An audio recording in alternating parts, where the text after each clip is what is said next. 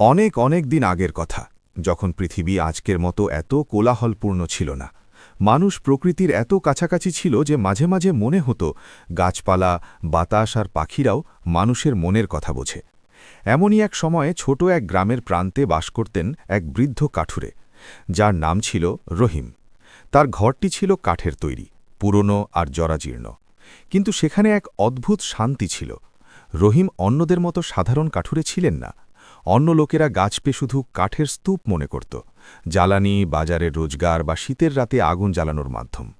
কিন্তু রহিমের কাছে গাছগুলো ছিল জীবন্ত, যেন তারা শ্বাস নেয়, তাদের হৃৎস্পন্দন আছে, তারা অনুভব করতে পারে। সে প্রায়ই গ্রামবাসীদের বলতো, গাছেরও প্রাণ আছে বাবা, ওরাও কাঁদে, হাসে, শুধু আমরা শুনতে পাই না। লোকে হাসত, মাথা নাড়ত, কিন্তু রোহিতের বিশ্বাস অটুট ছিল। সে যখনই জঙ্গলে পা রাখত, পায়ের আঙুলে ভর দিয়ে চলত, যেন তার পায়ের চাপে মাটির কষ্ট না হয়। জঙ্গলের নীরবতাকে সে এতটাই শ্রদ্ধা করত, যেন সে কোনো মসজিদে প্রবেশ করছে। তার কুড়াল কখনোই কোনো জীবন্ত ডালে লাগত না। সে শুধু সেই গাছগুলোই বেছে নিত যা শুকিয়ে গেছে, যাদের আয়ু শেষ হয়ে গেছে। প্রথম কোপটি দেওয়ার আগে সে মাথা নিচু করে মাফ চাইত। ভাই গাছ, আমাকে মাফ করে দিও, তোমার কাঠ ঘরে আলো জ্বালাবে। রহিম গরিব ছিলেন ঠিকই, কিন্তু তার মনটা ছিল রাজার মতো। শুকনো কাঠ বিক্রি করে যেটুকু খাবার জুটত, তাতেই তিনি খুশি থাকতেন এবং আল্লাহর শকর আদায় করতেন। তার স্ত্রী বহু বছর আগেই মারা গিয়েছিলেন এবং কপালে কোনো সন্তান ছিল না, না ছেলে না মেয়ে, শুধু স্মৃতি ছিল। আর সেই স্মৃতির মাঝে জঙ্গলটাই ছিল তার ঘর।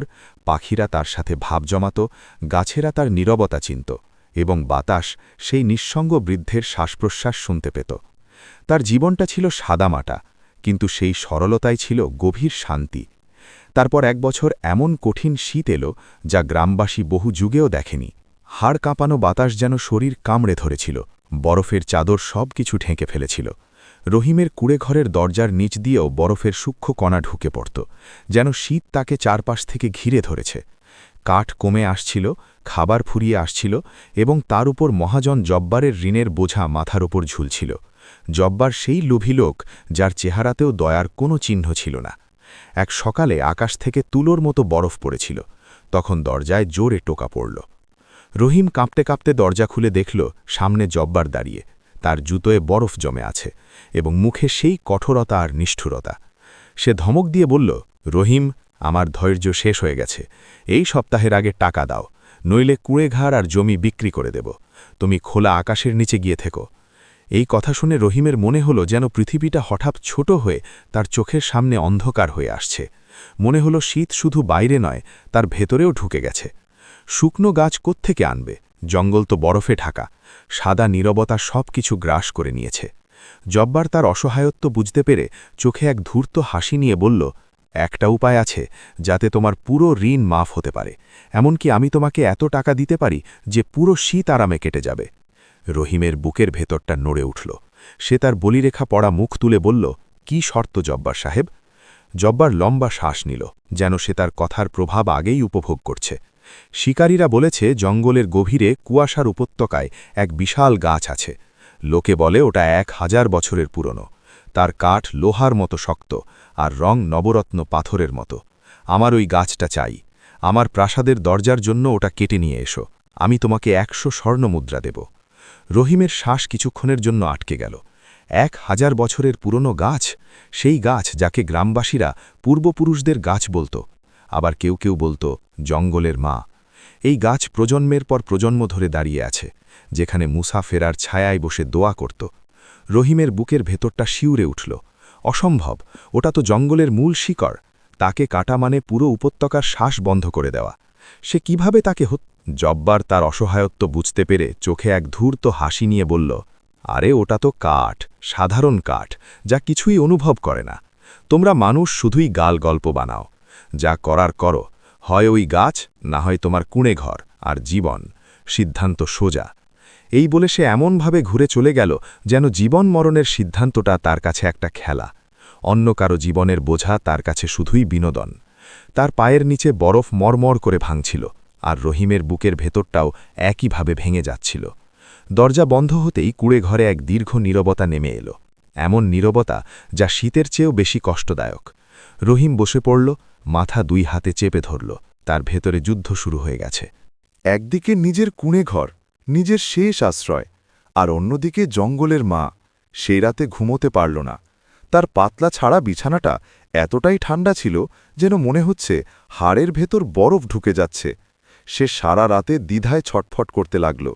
সকালের প্রথম আলো যখন ভাঙা বেড়ার ফাঁক দিয়ে ভেতরে এলো, রহিম একটা দীর্ঘশ্বাস ফেলল। সে একটা সিদ্ধান্ত নিয়ে ফেলেছে। সিদ্ধান্তটা সহজ ছিল না, কিন্তু বাধ্য হয়েই তাকে এটা করতে হচ্ছে।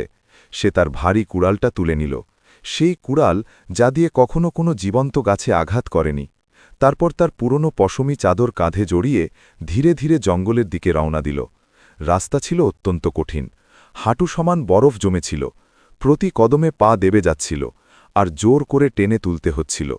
বাতাসে এক অদ্ভুত শব্দ ছিল, যেন প্রতি কদমে বাতাস রহিমকে প্রশ্ন করছে। ঠান্ডা তার মুখে সূর্যের মতো বিঁধেছিল, কিন্তু সে থামল না। সে ঘণ্টার পর ঘণ্টা হাঁটতে লাগল জঙ্গলের সেই গভীরতায়, যেখানে তার পা আগে কখনো পড়েনি। গাছের উপর বরফের স্তর জমেছিল, ডালপাড়া নয়, ছিল যেন পুরো পৃথিবী শীতে ক্লান্ত হয়ে পড়েছে। অবশেষে কুয়াশার উপত্যকায় পৌঁছল। এখানে নিস্তব্ধতা এতটাই গভীর ছিল যে নিজের হৃৎস্পন্দনও জোরে শোনা যাচ্ছিল। কুয়াশা বাতাসে ভাসছিল, যেন কেউ বাতাসে দুলে দিয়েছে। আর সেই নীরব কিন্তু ভয় জাগানো পরিবেশের মাঝে দাঁড়িয়েছিল সেই বিশাল গাছ, তার পুরো শান শওকত, গাম্ভীর্য ও মর্যাদা নিয়ে। রহিমের শ্বাস যেন আটকে গেল। গাছটা মানুষের বর্ণনার চেয়ে অনেক বড়, অনেক বিশাল, অনেক বেশি জীবন্ত ছিল। তার কাণ্ডের পরিধি এতটাই বড় যে 10 জন মানুষ হাত ধরাধরি করে পুরোটা ঘেঁষতে পারবে না। তার ডালগুলো আকাশের দিকে নুয়ে ছিল না, বরং সোজা হয়ে দাঁড়িয়েছিল, যেন মেঘগুলোকে ধরে রেখেছে। শিকড়গুলো মাটির ওপর দিয়ে এমনভাবে ছড়িয়েছিল যেন সময়ের শিরা উপশিরা, যার ভেতর দিয়ে ইতিহাস বয়ে চলেছে। শীতের মধ্যেও গাছটা ছিল জীবন্ত, স্পন্দনশীল, শ্বাস নিচ্ছে এমন। তার গায়ে শ্যাওলা জমেছিল, যে এক অদ্ভুত ম্লান আলো জ্বলছিল। রহিম তার কাছে গেল, পা ফেলছিল খুব সাবধানে। তারপর সে তার খসখসে হাতটা গাছের ঠান্ডা কাণ্ডে রাখল। মুহূর্তের মধ্যে সে এক হালকা উষ্ণতা অনুভব করল, যেন গাছটা তার হাত ধরে ফেলেছে, যেন বলছে, এসেছ, আমি তোমাকে চিনি। রহিমের চোখ ভিজে গেল। সে কাঁপা গলায় ফিসফিস করে বলল, আমাকে মাফ করে দিও, আমার কোনো উপায় ছিল না।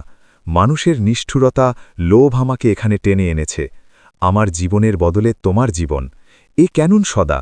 সে কিছুক্ষণ ওভাবেই দাঁড়িয়ে রইল, তারপর কুড়ালটা তুলল, 2 হাতে শক্ত করে ধরল, যেন নিজেকে ধোঁকা দেওয়ার জন্য শক্তি সঞ্চার করছে। সে লম্বা শ্বাস নিল এবং কোপ দেওয়ার জন্য ধারালো দিকটা গাছের কাছে আনল। কিন্তু যেই না ধারালো লোহাটা গাছের ছাল স্পর্শ করতে যাবে, তার হাত থেমে গেল, বাতাসে স্থির হয়ে গেল। সেই থেমে যাওয়ার মধ্যে কিছু একটা ছিল, ভিতর থেকে জেগে ওঠা এক অনুভূতি। রহিম ওপরে তাকাল। ডালের মাঝে শীতে জবথবু হরে বসে আছে এক ছোট্ট পাখি। গাছের কোটরে ঘুমন্ত এক প্যাঁচা উকি দিচ্ছে। গাছ শুধু কাঠ ছিল না, এটা ছিল একটা ঘর, একটা আশ্রয়, 100 বছরের সাক্ষী। এর ভেতরে জীবন ছিল, গল্প ছিল, প্রজন্ম ছিল। সে 1 ঘণ্টায় কিভাবে তাকে শেষ করে দেবে, শুধু এক লোভী মানুষের প্রাসাদের দরজার জন্য? রহিমের হাত আলগা হয়ে গেল। কুড়ালটা ধীরে ধীরে নিচে নেমে এলো। একসময় ধাতব অংশটা মাটিতে স্পর্শ করল, তারপর সেটাকে জোরে দূরে ছুঁড়ে ফেলে দিল, যেন সেই পাপ থেকে নিজেকে মুক্ত করল। রহিম একদম ভেঙে পড়ল, তার কাঁধ কাঁপতে লাগল। চোখের সামনে কুয়াশা ঝাপসা হয়ে এলো এবং সে বরফের ওপর হাঁটু গেড়ে বসে পড়ল। হাড় কাঁপানো বরফ তার হাঁটু অবশ করে দিল, কিন্তু তার বুকের ভেতর আগুন জ্বলছিল, কষ্টের, অসহায়ত্বের, আর হয়তো কিছুটা লজ্জারও।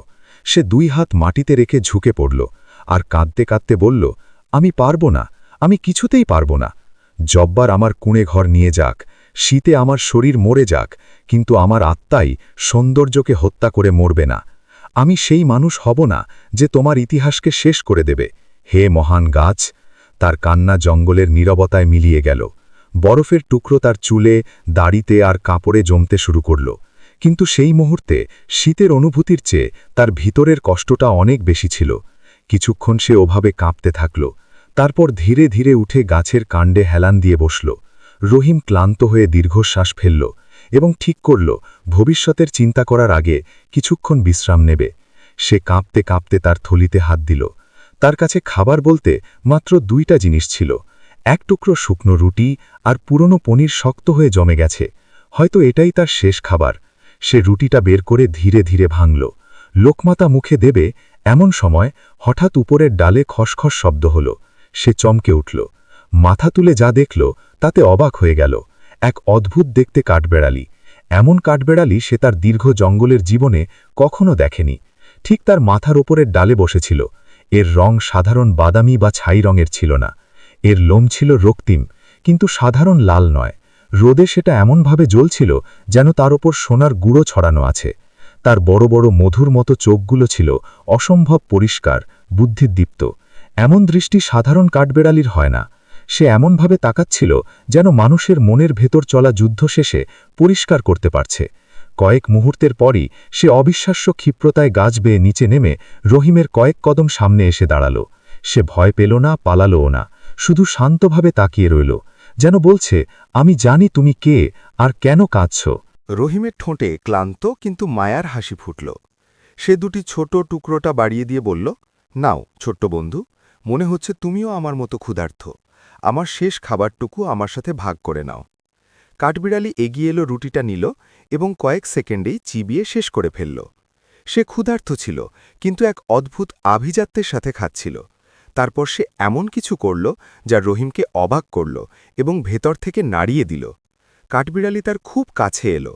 তার মরম ছোট্ট থাবা দিয়ে রহিমের জুতো স্পর্শ করল, যেন কোনো মানুষ হাত রেখে বলেছে, এসো। তারপর সে হঠাৎ পূর্ব দিকে দৌড় দিল। কয়েক কদম গিয়ে থেমে গেল, ঘুরে রহিমের দিকে তাকালো এবং তার ঘন লালচে লেজটা নাড়ল। এই ভঙ্গিতে একটা অদ্ভুত আমন্ত্রণ ছিল, ইশারা করে যেন বলছে, আমার সাথে এসো, কিছু একটা তোমাকে দেখানোর আছে। রহিম অবাক হয়ে চোখ পিটপিট করল। এটা কি চায়? এক মুহূর্তের জন্য ভাবল হয়তো আরও খাবার চাইছে, কিন্তু কাঠবিড়ালি আবার একই কাজ করল। দৌড় দিল, থামল, পিছনে তাকালো, তারপর শিষ্যের মতো হালকা শব্দ করল। সেই শব্দে ডাক ছিল, কোমলতা ছিল, বিশ্বাস ছিল। রহিমের মনের গভীর থেকে একটা টান অনুভব হল। মনে হল যেন এই গাছের কৃতজ্ঞতা তার মনের দোয়া বা কোনো গোপন শক্তি তাকে এগিয়ে যাওয়ার নির্দেশ দিচ্ছে। সে গায়ের বরফ ছেড়ে ধীরে ধীরে উঠে বাড়াল এবং কুড়ালটা তুলে নিল, তবে এবার কাটার জন্য নয়, বরং পথে কোনো বিপদ এলে নিজেকে বাঁচানোর জন্য। মনের মধ্যে এক অদ্ভুত প্রশান্তি ছিল, যেন সিদ্ধান্তটা সঠিক। তারপর সে মুখে এক ম্লান কিন্তু শান্ত হাসি নিয়ে সেই সোনালি কাঠবিড়ালির পিছু পিছু চলতে শুরু করল। কাঠবিড়ালি খুব জোরে দৌড়াচ্ছিল না, সে এমন গতি রাখছিল যাতে রহিম সহজেই তার পিছু নিতে পারে। সে তাকে জঙ্গলের আরও গভীর অংশে নিয়ে যাচ্ছিল। রাস্তা সরু হয়ে আসছিল। গাছের ডালপালা ওপরে মিলেমিশে এমন এক ছাদ তৈরি করেছিল যে আকাশ আর দেখা যাচ্ছিল না। আলো কমে আসছিল, বাতাসে আর্দ্রতা বাড়ছিল এবং কোথাও কোথাও বরফ সরাসরি না পড়ে ডালপালার ফাঁক গলে ঝরছিল। রহিমের মনে অদ্ভুত এক অনুভূতি হচ্ছিল, ভয়ও লাগছিল, আবার বিস্ময় আর অদ্ভুত এক আশাও জাগছিল। যেন ছোট্ট প্রাণীটি কোনো গোপন রহস্য জানে, কোনো গোপন পথ বা গন্তব্য। কিন্তু সেই চিন্তা বেশিক্ষণ মাথায় রাখল না, শুধু জানত যে কাঠবিড়ালি তাকে ডাকছে এবং সে সেই ডাকে সাড়া দিতে বাধ্য। সে নীরবে সোনালি কাঠবিড়ালির পিছু পিছু এগিয়ে চলল, জঙ্গলের সেই অংশের দিকে যেখানে আলো কমে আসছে, ছায়া ঘন হচ্ছে এবং বাতাসে এক অদ্ভুত পরিবর্তনের আভা, যেন এই যাত্রার শেষে কোনো অজানা গল্প রহিমের জন্য অপেক্ষা করছে। বাতাসে এক অদ্ভুত কোমল সুগন্ধ ভেসে বেড়াচ্ছিল, এমন গন্ধ যা মানুষের মনকে নিমেষে শান্ত করে দেয়।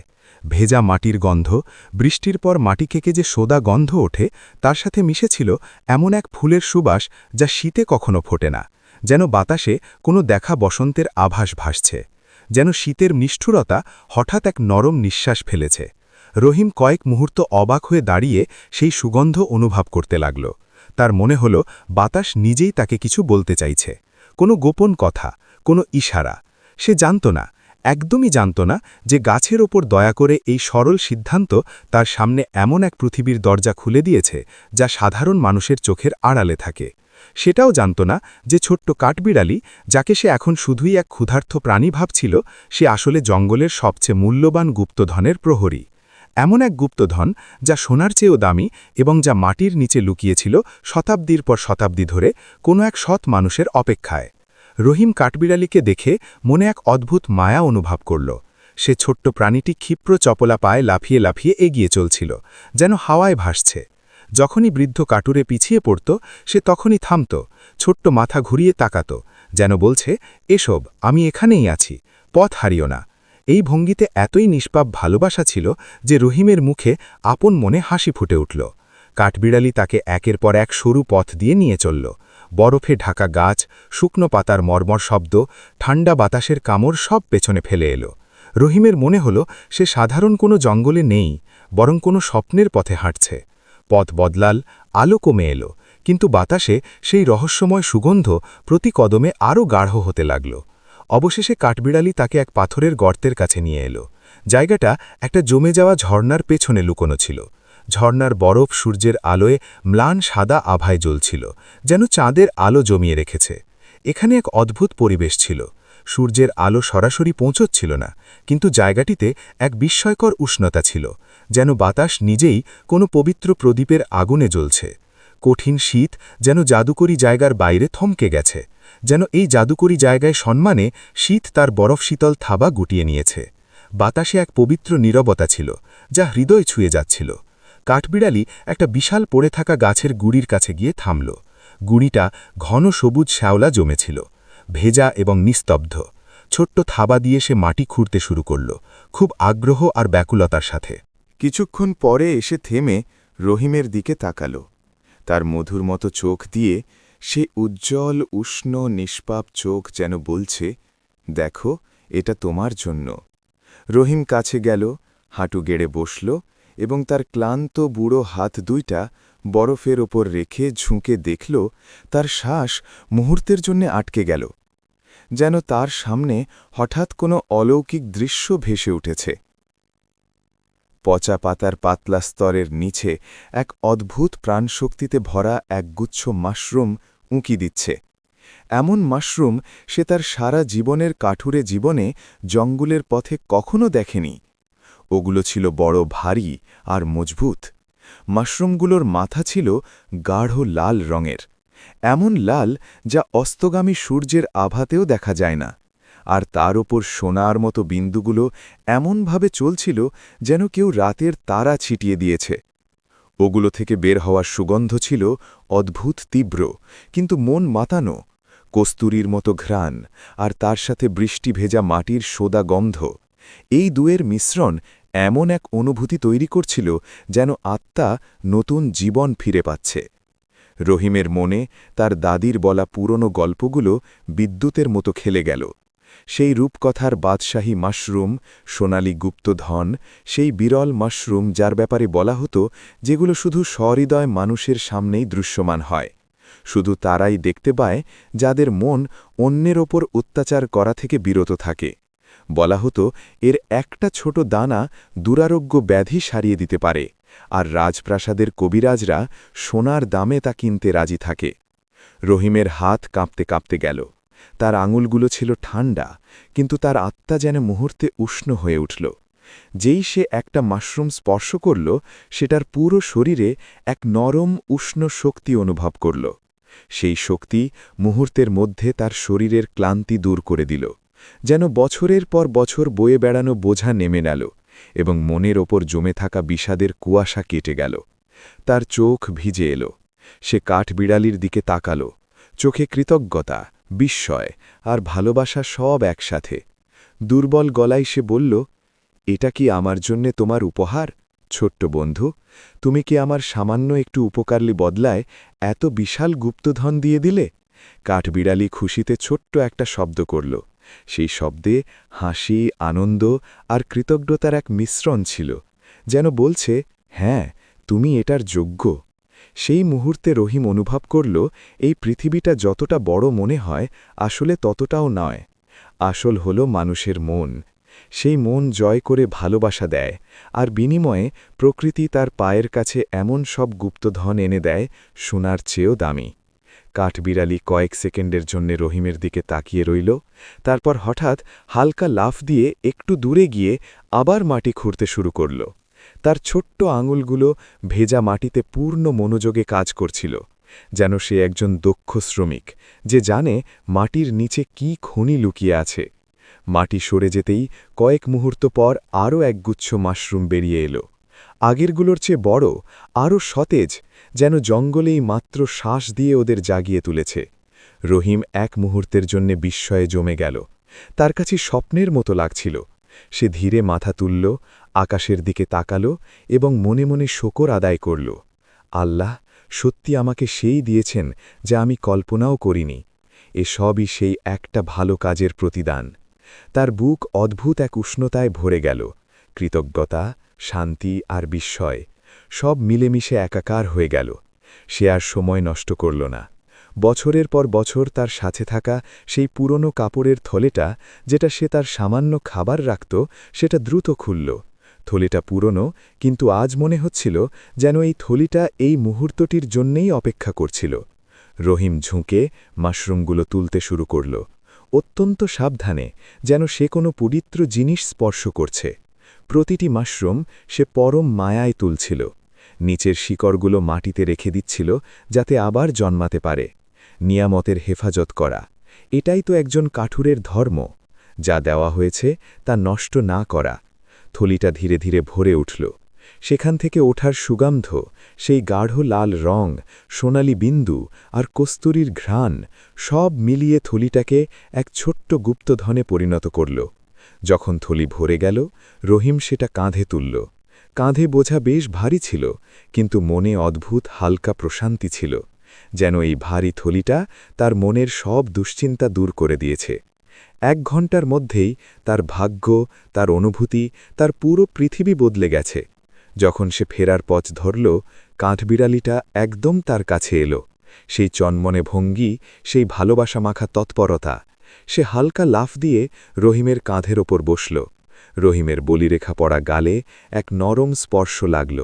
যখন সে তার রেশমিল বৃদ্ধের খসখসে গাল ঘষল, ও এক নীরব বিদায়, এক নীরব ধন্যবাদ এবং ভালো থেকো। পরের মুহূর্তেই সে চিত্রগতিতে লাফ দিয়ে গাছের আড়ালে হারিয়ে গেল, যেন জঙ্গল তাকে আবার নিজের আঁচলে লুকিয়ে ফেলল। রহিমের মনে আশা আর বিশ্বাসে এক গভীর ঢেউ উঠল। আজ সে আর সে আগের অসহায় ঋণের বোঝায় নুব্জ মানুষটি নয়। আজ সে এক আলোকিত হৃদয় নিয়ে গ্রামের পথে পা বাড়াল।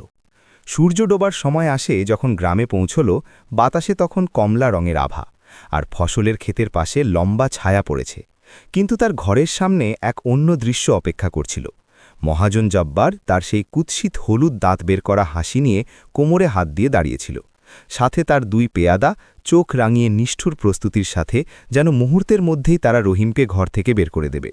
জব্বার ব্যঙ্গ করে অট্টহাসি দিল এবং জোরে চেঁচিয়ে বলল, দেখো দেখো, খালি হাতে ফিরে এসেছে। কোথায় সেই 1000 বছরের অভ্যাসী কাঠ? কি ঘর ছাড়া হওয়া মেনে নিয়েছ? তার গলায় সেই একই অহংকার আর নিষ্ঠুরতা, যা বছরের পর বছর রহিমকে পিষে মেরেছে। কিন্তু আজ রহিম অন্য মানুষ। সে শান্তভাবে পূর্ণ আত্মবিশ্বাসের সাথে তার দিকে তাকাল। আমি গাছ কাটিনি জব্বার, আত্মা টাকা দিয়ে কেনা যায় না, আর জঙ্গল আমাকে তার চেয়েও দামি জিনিস দিয়েছে।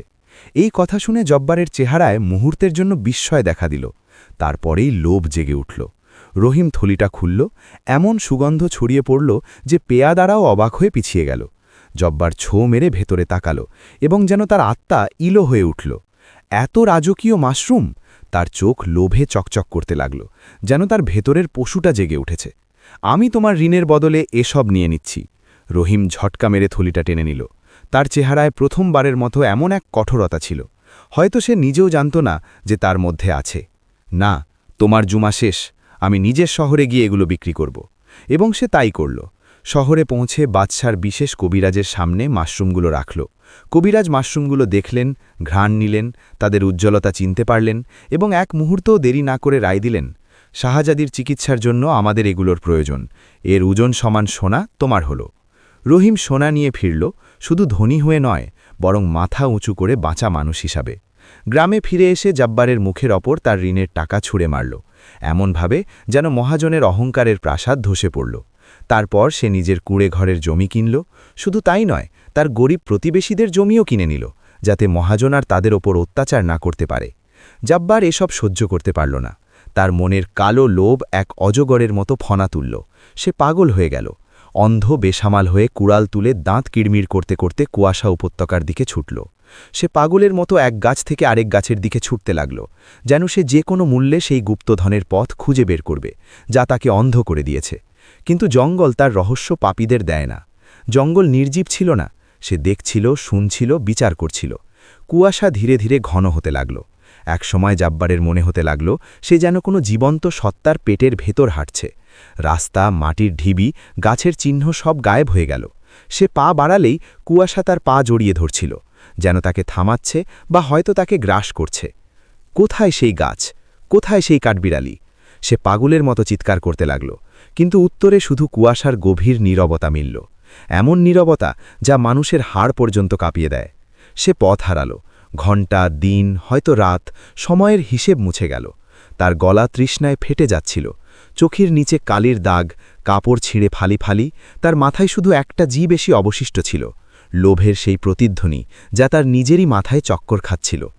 তারপর সে কুয়াশার মধ্যে ছায়া গেঁকতে শুরু করল, এমন সব চোখ যা পলক ফেলে না, এমন সব গাছ যা মনে হতো নড়ছে। সে যেদিকেই ফিরত মনে হতো কোনো ছায়া তার ওপর ঝুঁকে আসছে। তার মস্তিষ্ক বিকল হতে শুরু করল, শ্বাস এলোমেলো হয়ে গেল। অবশেষে জঙ্গল তাকে সেটাই ফিরিয়ে দিল যা সে সাথে নিয়ে গিয়েছিল, ভয়, লোভ আর অন্ধকারের বোঝা। সে গ্রামে যখন ফিরে এলো তখন সে এক জীবন্ত লাশ, ছেঁড়া কাপড়, পিঁপড়ের গতিতে হাঁটছে, চুল উস্কো খুস্কো, চোখ বিস্ময় আর আতঙ্কে বড় হয়ে আছে। সে বিড়বিড় করতে লাগল, ওরা দেখছিল, গাছগুলো হাঁটছিল, আমাকে আর পাঠিও না, জঙ্গল আমাকে খেয়ে ফেলবে। সেই দিনের পর জব্বার আর কখনো জঙ্গলের দিকে তাকানোর সাহস করেনি। লোভ তাকে যেতে হয়নি, বরং তার ভিত্তি নাড়িয়ে দিয়েছিল।